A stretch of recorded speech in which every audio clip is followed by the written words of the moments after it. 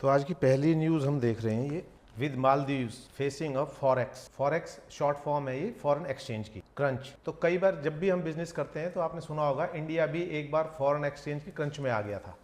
हमारे पास foreign reserve बचे ही नहीं थे। आपने अक्सर सुना होगा ना कि हमारे पास फॉरेन रिजर्व नहीं है, क्योंकि क्या है कि फॉरेन रिजर्व से ही हमारा बिजनेस चलता है।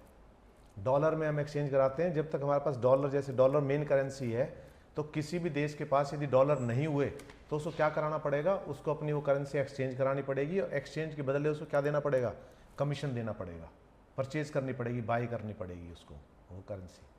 तो यहाँ भी इसके पास क्या है, मालदीव्स क्या फेस कर रहा है कि उसके पास फॉरेन एक्सचेंज ही नहीं है। और इंडिया ने इस चीज़ को कुछ दिनों पहले मोदी को लेकर कुछ स्टेटमेंट आई थी और इन्होंने हमारे जो सारे करार थे वो तोड़ दिए थे, एग्रीमेंट्स, मालदीव्स ने। उसके बाद हमने यहाँ पर मोदी जी ने एक इंडियन उसके ऊपर लक्षद्वीप के ऊपर जाके फ़ोटो खिंचाई थी और वहाँ से इतना हुआ था कि लक्षद्वीप प्रमोट हो गया था एज ए टूरिस्ट प्लेस और मालदीव्स की टूरिज़्म घट गया था। और वो घटा क्यों था? क्योंकि मालदीव्स जो है वो टूरिज़्म बेस्ड कंट्री है। इसका सारा जो इनकम है वो किससे आती है? टूरिज़्म से। बाकी इसके पास अपना कोई नहीं है। बाकी जो सिक्योरिटी का अरेंजमेंट था वो भी इंडिया कर रहा था इसके लिए, और सारे बंदोबस्त भी इंडिया कर रहा था। जितने प्रोजेक्ट्स चल रहे थे वो भी इंडिया के उस पर चल रहे थे। लेकिन चाइना के प्रेशर में आके इसने थोड़ा सा उल्टा उस समय चला था। तो आज हालत कैसी हो गई इसकी? आज हालत बहुत ही ख़राब हो चुकी है। और ये यहाँ देखो, सार्क के अंदर, ये Asian association of regional cooperation, उसके अंदर करेंसी स्वैप का होता है। करेंसी को एक्सचेंज कर लिया जाता है। इस चीज़ को कैश करते हुए इंडिया ने क्या कर दिया, दोनों चीज़ें अपनी लॉन्च कर दी। रुपए भी लॉन्च कर दिया हमारा और यूपीआई आईडी भी लॉन्च कर दी। अब वहाँ भी हमारी चलेगी। ठीक है, तो करेंसी के हमने इसको मदद दी है। यहाँ देखो, ये अमंग, इसी में नीचे जाओगे ना आप, ये ना, among the agreement sign are the launch of RuPay card and the Maldives and hand over 700 built house with the assistant by India. Memorandum of understanding, ये जो अभी शुरू हुआ है सारा, ये सारा वहाँ पर शुरू हुआ है मालदीव्स के अंदर, ये बता रहे हैं। और यहाँ पर किन किन चीज़ों में एग्रीमेंट हुए हैं, यहाँ पर ये देखो आप, memorandum of understanding were linked between the CBI and anti corruption commission of Maldives and between policing institute and judicial training institutes and also for the cooperation of sports and youth affairs. आपको पता होगा कि India बहुत सारे country को यहाँ military training भी देता है, जैसे भूटान है, नेपाल है, इन सब के, जैसे हमारा एनडीए है और सीडीएस है, उन सब के ऑफिसर्स हमारे यहाँ से ट्रेनिंग करके जाते हैं। तो इसी तरह से जुडिशरी के अंदर, इन सब के अंदर ट्रेनिंग इंस्टीट्यूट्स हमारे यूज़ होंगे। तो उस चीज़ के लिए है ये सारा। तो बेसिकली किस पे है ये? और इन्होंने एक बात और कह दी कि speaking the people to people tie which were hit a boycott Maldives, जो हमारा कैंपेन चला था, social media campaign in India in response of criticism of Modi in the island. तो उसमें क्या हो गया, ये कह रहे हैं ना, the Indian tourism whose number have half this year, आधा हो गया। किसी भी कंट्री का बिजनेस यदि आधा रह जाए टूरिज्म का, तो क्या बच जाता है? कुछ भी नहीं, 50% पे कुछ भी नहीं बचता। वो तो by year by year grow कर रहा था। लेकिन ये क्या है, ये इंडिया की फॉरेन पॉलिसी, नेशनलिज्म, ये दो तीन चीज़ों का उदाहरण है कि जिससे क्या हुआ, सारे लोगों ने उस डेस्टिनेशन को रद्द करके अपने डेस्टिनेशन, जो ये यहाँ लक्षद्वीप में ज़्यादा जाना शुरू कर दिया। और 3 महीने तक फ्लाइट्स वगैरह सब बुक हो गई थी आगे तक की। जब मोदी जी वहाँ गए थे उसके बाद 3-4 महीने तक नहीं मिली थी और अपना बिजनेस यहाँ प्रमोट हो गया। तो जैसे श्रीलंका है, मालदीव्स है, ये सारे छोटे छोटे देश जो हैं ये टूरिज़्म के ऊपर बहुत डिपेंड करते हैं और टूरिज़्म बहुत बड़ी शक्ति है। श्रीलंका जो चल रहा था अभी तक, वो टूरिज़्म के ऊपर चल रहा था, मेन टूरिज़्म है उसके अंदर। यहाँ भी, नेपाल के अंदर भी, भूटान के अंदर भी टूरिज़्म एक बहुत बड़ा फैक्टर है इनकम का वहाँ। ठीक है, तो इस दृष्टि से इसको देख लेना। तो इस पे एक क्वेश्चन लिख लो। अब हम साथ के साथ एक क्वेश्चन भी देखा करेंगे, कौन सा है। तो how tourism can play an important role in boosting the economy of a country, explain with example. तो इसमें श्रीलंका का एग्जांपल दे सकते हो आप, मालदीव्स का दे सकते हो कि टूरिज्म के ऊपर कितनी टूरिज्म बढ़ता है तो क्या होता है, वो सारी चीज़ें। ठीक है, तो अब आगे जो है, तो इसमें ये जो है, ये आर्टिकल है a rebalancing of India great power relations. इस समय जो सिनेरियो बन रहा है, रशिया और किसके बीच में वॉर चल रहा है अभी, यूक्रेन के बीच में, रशिया और यूक्रेन के बीच में चल रहा है। इस तरफ ईरान के बीच में और इजराइल के बीच में रस्साकसी हो रही है, सारे वो देश एक हो रहे हैं। ठीक है, तो उसको लेकर और हमारे जो रिलेशंस हैं यूएस के साथ, चाइना के साथ, रशिया के साथ, इनको लेकर है। क्योंकि हमने जो अभी थोड़े दिन पहले आप सुना होगा कि मोदी जी गए थे अभी वहाँ, क्वाड का जो हुआ था, उसके अंदर 4 देश थे, तो वो किसके अगेंस्ट है, वो चाइना के अगेंस्ट है बेसिकली। और यहाँ पर अभी कौन सा होने वाला है, ब्रिक्स सम्मेलन होने वाला है, जिसमें ब्राज़ील, रशिया, इंडिया, चाइना और साउथ अफ्रीका है ये। तो यहाँ पर रशिया के अंदर कौन गए हैं अभी, अजीत डोभाल जो NSA नेशनल सिक्योरिटी एडवाइज़र है, वो वहाँ गए हैं। वो किस चीज़ को साधने के लिए गए, उन रिलेशंस को ही बनाने के लिए, यूक्रेन का उसमें जो पीस की बात चल रही है यूक्रेन के साथ, रशिया के साथ, उसमें। और रशिया और चाइना यदि एक हो जाते हैं तो हमारे लिए खतरा है। तो हमें दोनों के साथ बैलेंस बना के चलना है, यूके के साथ भी यूएस के साथ भी, और या रशिया के साथ भी, ताकि चाइना को हम दबा सकें उसके लिए। तो उन सारी चीज़ों के ऊपर है ये। तो ये पूरा आर्टिकल उसी के ऊपर है। इसके अंदर अभी थोड़े दिन पहले मोदी जी गए थे, तो ये नीचे देखो क्वाड की बात कर रखी है, Australia, Japan, India and US. ये किसके खिलाफ है, ये जो ऑर्गेनाइजेशन बनी है बेसिकली चाइना के खिलाफ। ठीक है, ये सारे एक हुए।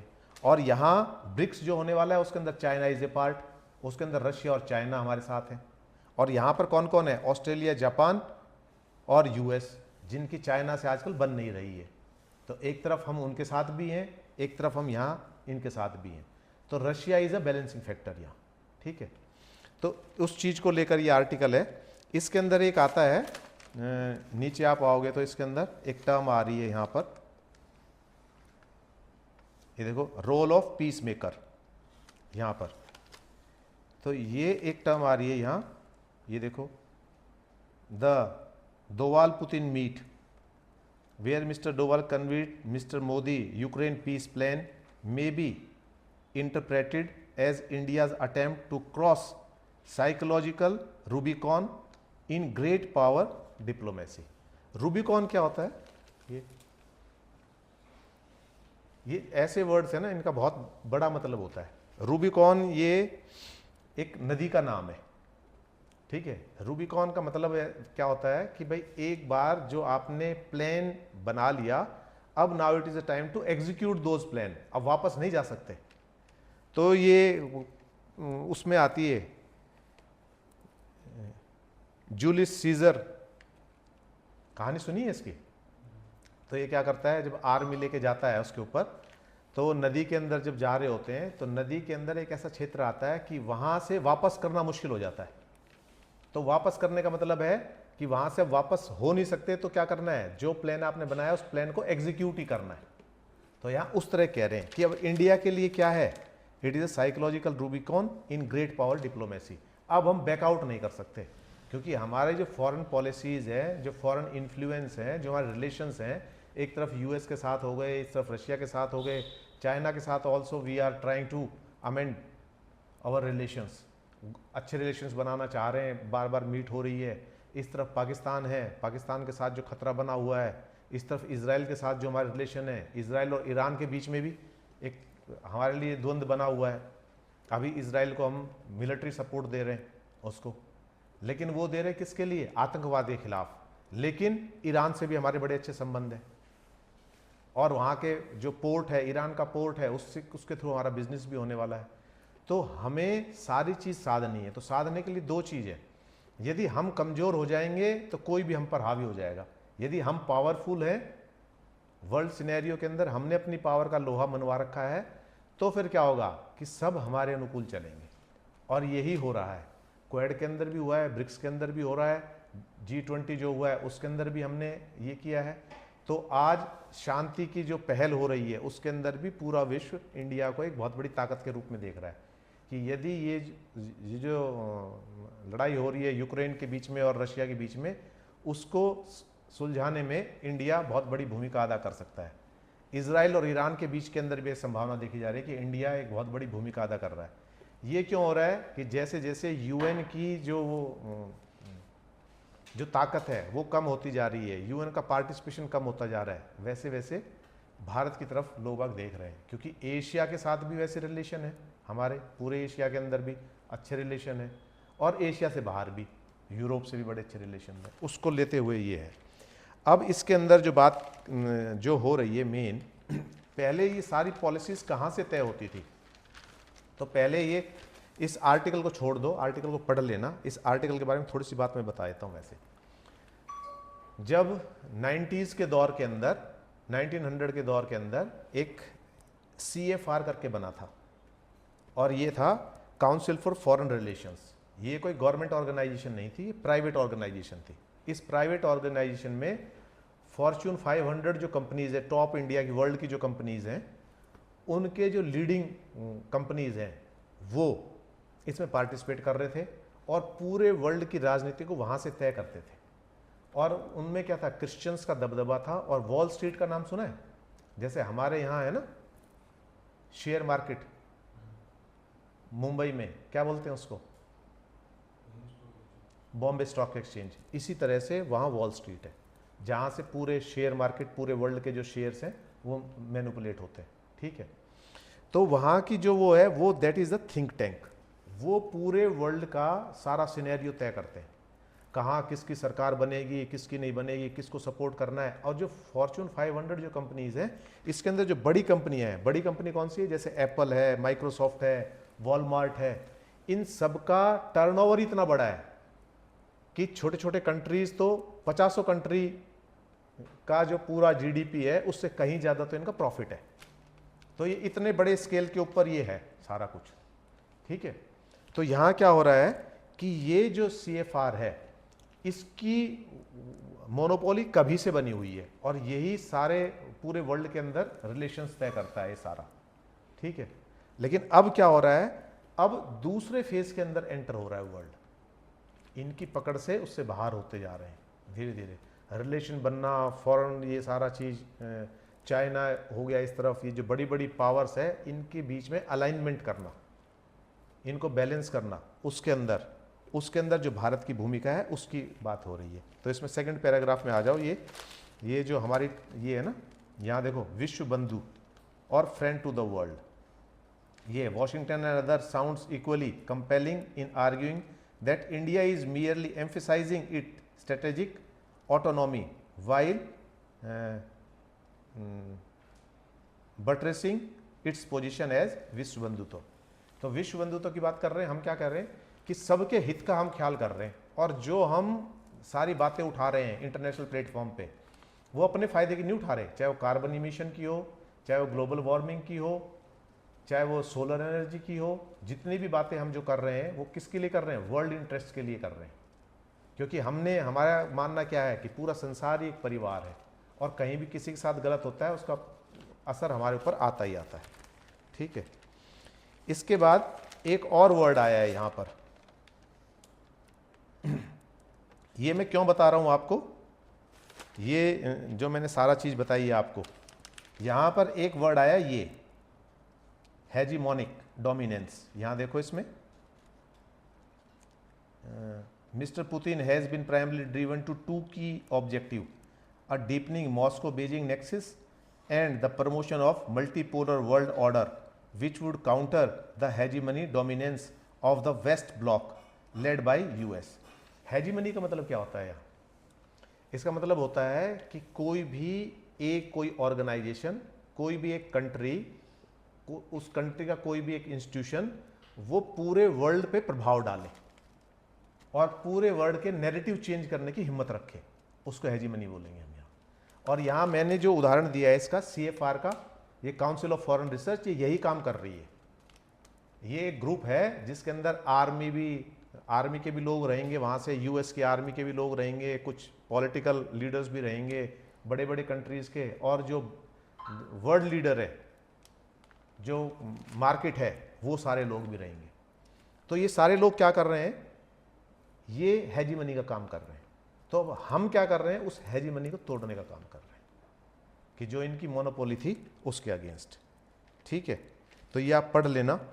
इसी के अंदर यहाँ देख लो, Russia's apparent unwillingness to diminish its partnership with India should have been predicated on the preservation of a reasonable balance of power between India and China and the avoidance of major conflict between them। तो Russia भी चाह रहा है यदि China के साथ conflict बढ़ता है तो उसका नुकसान रशिया को भी होगा।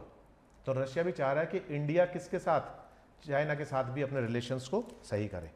तो इसमें यहाँ पर इसी आर्टिकल को यहाँ से देखो, ये यहाँ से from the past to present, इसके अंदर ये है, this bold rebalancing does not necessary require anything as far reaching as a full fledge Indian US alliance. It require our collective ability to turn increasingly away from the nostalgic image of Russia protecting India from the mechanisms of Pakistan, US, China nexus in the Bangladesh war। ये भी जो Bangladesh war हुआ है, बांग्लादेश के अंदर जो सरकार गिरी है और दूसरी सरकार बनी है, इसके पीछे क्या है, इसके पीछे ऐसा माना जा रहा है कि पाकिस्तान, यूएस और चाइना, इन तीनों ने मिला के सारा काम किया है। तो इस तरह की उससे भी हमें बचाना है, वर्ल्ड को ही बचाना है और खुद को ही बचाना है। There is much scepticism about the merits of India peace efforts where the war between Russia and Ukraine is showing no sign of de-escalation।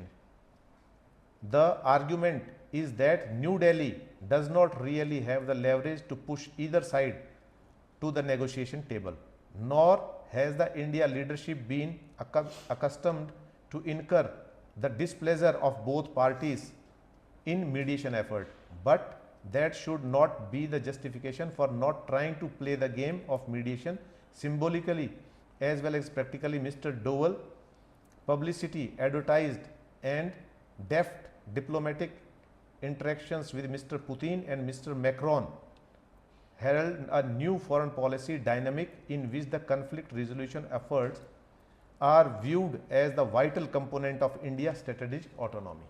Autonomy मतलब इंडिया किसी के प्रेशर में नहीं है, अपनी प्लानिंग्स कर रहा है। या ये कह रहा है, in the end the US desire to see a ruined Russia is something India is not able to accept।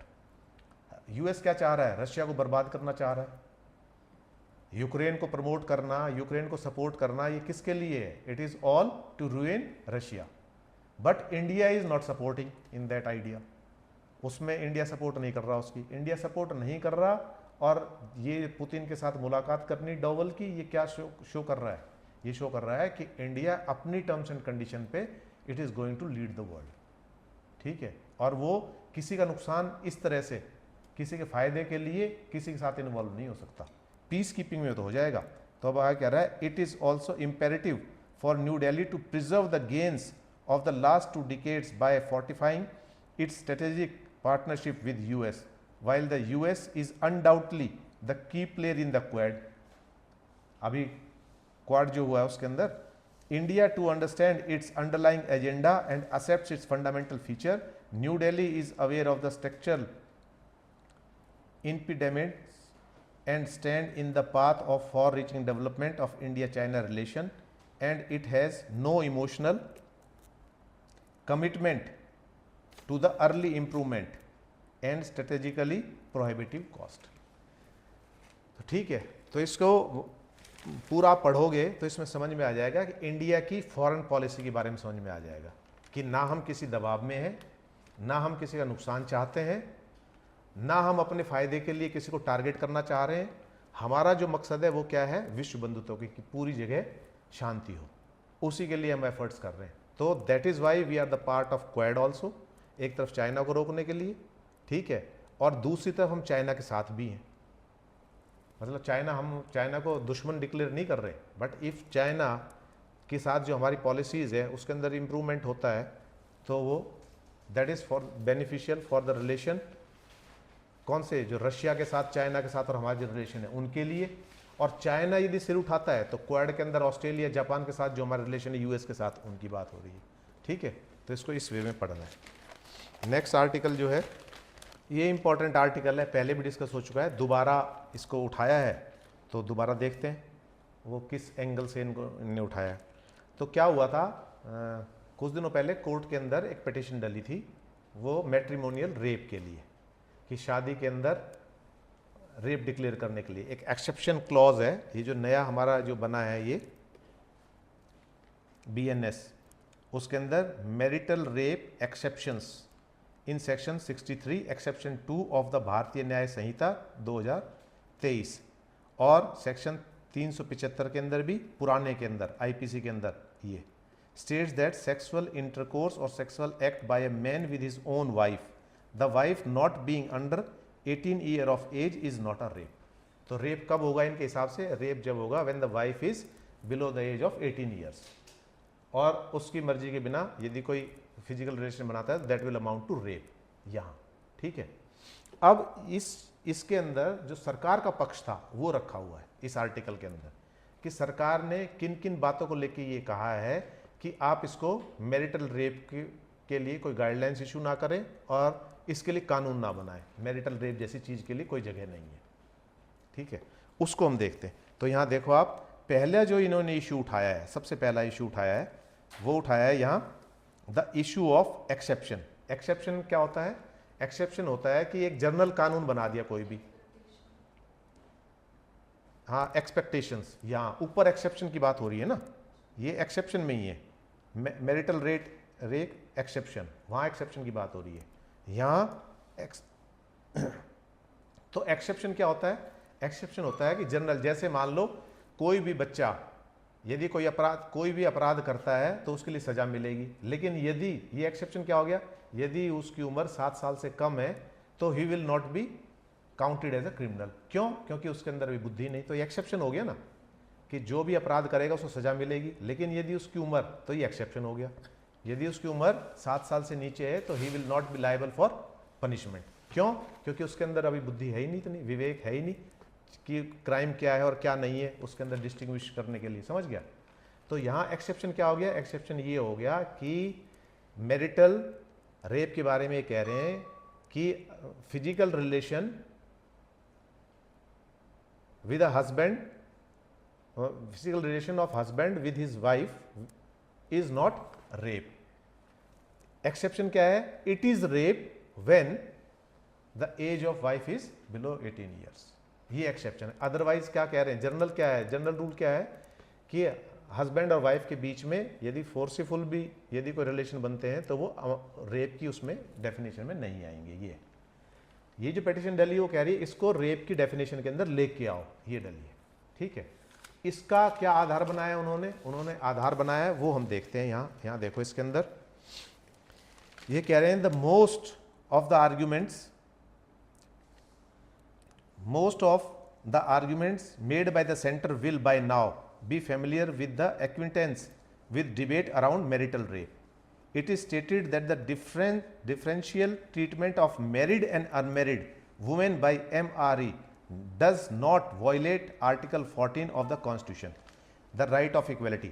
इन्होंने क्या कह दिया, राइट ऑफ इक्वलिटी की बात कर रहे हैं। ये 14 की राइट ऑफ इक्वलिटी की बात क्या कर रहे हैं, ये कह रहे हैं कि मैरिड और अनमैरिड के अंदर कोई डिफरेंस नहीं होना चाहिए। यदि फोर्सफुल रिलेशन किसी अनमैरिड औरत के साथ वो रेप होता है तो मैरिड के साथ भी रेप होना चाहिए, ये कह रहे हैं। उनका कहना ये था पिटिशनर का। सरकार कह रही है कि दोनों कंडीशन अलग है। एक शादीशुदा वो रिलेशन के अंदर है, वहां चीजें अलग हो जाएंगी, और एक अननोन व्यक्ति है, कोई ऐसी हिमाकत करता है या जिनके बीच में कोई रिलेशन नहीं है या रिलेशन है भी तो शादी का रिलेशन नहीं है, उनके बीच में यदि कोई रिलेशन बनता है तो वो अलग हो जाएगा। तो यहाँ ये कह रहे हैं, सरकार ने क्या कह दिया, उन्होंने कहा था ये वायलेशन 14 की है, तो सरकार ने अपना पक्ष रखा है, it is not the violation under article 14, right of equality में नहीं आएगा। ये क्यों नहीं आएगा वो देखो, because married and unmarried women are not equally placed, उन दोनों की इक्वली थोड़ी है। यहाँ क्या है, ये पायस ऑब्लिगेशन है एक दूसरे के प्रति, ये पवित्र रिश्ता है, एक दूसरे के प्रति समर्पण है, एक दूसरे के प्रति प्यार है, एक दूसरे के साथ रहने का दबाव है, सामाजिक दबाव है, ठीक है। तो उस चीज को लेके the factum of marriage is, it is argued that create a continuing exception of reasonable sexual access. अब ये कह रहे हैं कि इसको कैसे डिफाइन करोगे आप कि what is reasonable and what is not reasonable, कहाँ तक रीजनेबल है और कहाँ तक रीजनेबल नहीं है, इसके पैरामीटर्स क्या होंगे, सरकार ये बात कह रही है। और बहुत लॉजिक सी बात है कि कहाँ आप मानोगे। कई बार ऐसा होता है ना, जैसे आप फिल्म देखने का मन कर रहा है और आप अपने दोस्त से कहते हो भाई फिल्म देखने चल रहा है, वो मना कर देता है, लेकिन आप थोड़ा सा प्रेशर बना के कि चल ना मेरे कहने से चल, इमोशनली ब्लैकमेल करके आप उसको ले जाते हो कि फिर मैं तेरे को आइसक्रीम भी खिला दूंगा, लंच करा दूंगा, कुछ और भी, वो राजी हो जाता है। तो ये कह रहे हैं कि कहाँ तक आप उसको मानोगे सही और कहाँ तक गलत मानोगे। स्टार्टिंग में कंसेंट नहीं है, आखिरी में कंसेंट दे दी, तो इन सारी चीज़ों को लेके तो which is absent in the case of, ये कह रहे हैं स्ट्रेंजर के केस में नहीं हो सकती, which is absent in the case of A stranger और अनदर इंटीमेट रिलेशनशिप, उसके अंदर नहीं है, लेकिन इसके अंदर तो है। शादी के अंदर तो आपस के अंदर दबाव बनता ही है ना, पति के कहना, कई बार पति मान लेती है, पत्नी मान लेती है नहीं चाहते हुए भी, और कई बार नहीं चाहते हुए पति मान लेता है, बहुत सारे फैक्टर्स में। तो ये कह रहे हैं this affidavit contents is a sufficient basis for the legislature to make the distinction between the incident of rape within and outside वो marriage as a legal argument. ये क्या कह रहे हैं वो देखो, this is alarming vague, who get to define the reasonable sexual access means. ये कैसे डिफाइन करोगे कि ये जो सेक्सुअल जो फिजिकल रिलेशन बने हैं ये रीजनेबल है या नहीं है, इसका पैरामीटर क्या डिफाइन करोगे आप। भाई किसी भी अपराध को करने के लिए आप पैरामीटर डिफाइन करते हो ना, यदि ये चीज़ें नहीं है तो वो अपराध में आएगा। तो इसमें क्या डिफाइन करोगे, ये पहला क्वेश्चन मार्क लगा दिया। एंड ऑन व्हाट पैरामीटर्स, क्या पैरामीटर्स होंगे। Is it a subjective definition, subjective definition क्यों है, क्योंकि हर एक आदमी का टेम्परामेंट अलग अलग है, हर एक आदमी का नेचर अलग है, रिस्पॉन्ड करने का नेचर अलग है। तो या तो ये सब्जेक्टिव होगा, हर एक आदमी को लेकर आप अलग अलग बनाओ, कॉमन तो बन ही नहीं सकता। एक क्वेश्चन ये उठा दिया, the person who has exceptions decides and an objective one, there is one standard for everyone. अब दो आदमी पे डिफरेंस हो गया कि आपने ऑब्जेक्शन के लिए तो स्टैंडर्ड बना दिया सबके लिए, और वैसे वो अलग है। भाई हस्बैंड वाइफ के रिलेशंस में भी तो वेरिएशन बहुत होती है, कोई अपनी पत्नी के साथ कैसा व्यवहार करता है, कोई कैसा व्यवहार करता है। कोई पैरामीटर है क्या कि पत्नी के साथ ऐसा व्यवहार करना चाहिए, या इतनी इनकम हो तो इतने पैसे उसको ला के देने चाहिए, या वो ये काम करेगी ये नहीं करेगी, कोई पैरामीटर नहीं है। ये म्यूचुअल अंडरस्टैंडिंग के ऊपर है कि आपकी अंडरस्टैंडिंग कैसी है। तो रिलेशन कैसा है ये, this relation is purely subjective, आप कितना निर्वाह करते हो सकता है एक औरत के साथ एक आदमी बहुत ज़्यादा एडजस्ट कर रहा हो, लेकिन दूसरा आदमी इतना एडजस्ट ना करे, या पत्नी बहुत ज़्यादा एडजस्ट कर रही हो एक उससे जाके एक्सेस से ज़्यादा, लेकिन दूसरी औरत ना करे, तो ये क्या हो गया, सब्जेक्टिव हो गया। लेकिन जो ये रूल बनेगा ये कैसा बनेगा, वो बनेगा यूनिफॉर्म, सबके लिए एक। तो उस चीज़ को लेके बात कर रहे हैं। फिर does it encompass question of different sexual act और फ्रीक्वेंसी और बोथ। ये भी तीसरी बात ये हो गई भाई ये जो कह रहा है कितनी फ्रीक्वेंसी, कितनी बार, कि वो सारी चीज़ें आ गई इसके अंदर। एक और कह रहा है फिर आगे, that marriage create a continuous